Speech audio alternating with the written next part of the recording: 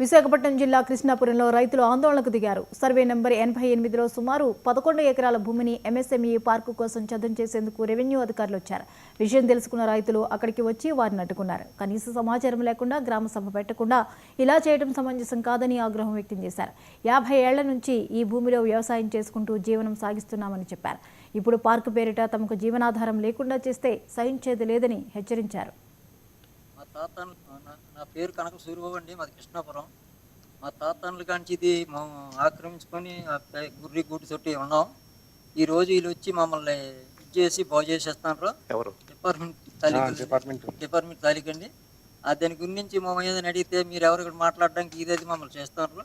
అయినా సరే మా గురించి మీ పెద్దలు ఈ ఎంఆర్ఓ కానీ కలెక్టర్ కానీ ఎవరైనా వచ్చి కొద్దిగా ఆదుకుంటారని, మాకు ఏదో న్యాయం చేస్తారని ఇక్కడ ధర్నా చేస్తున్నామండి. మీరు వచ్చేది మాకు కొద్దిగా ఇచ్చేయండి అని మిమ్మల్ని కోరుతున్నాం.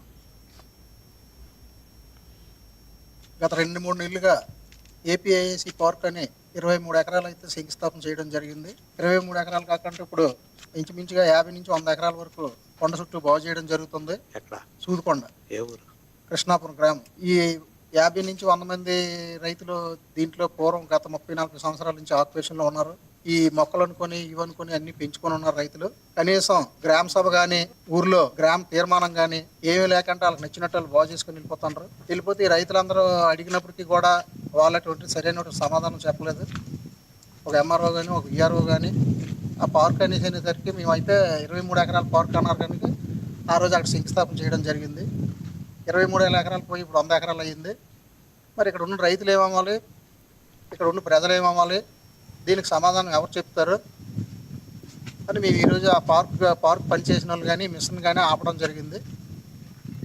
దీనికి సరైనటువంటి సమాధానం ఎంఆర్ఓ లేకపోతే ఆర్డీఓ గారికి లేకపోతే కలెక్టర్ నుంచి చెప్తే కానీ మేమైతే దీన్ని ఆపేయడానికి సిద్ధంగా ఉన్నాం. ఎట్టి పరిస్థితుల్లో కూడా పని అయితే చేయలేము.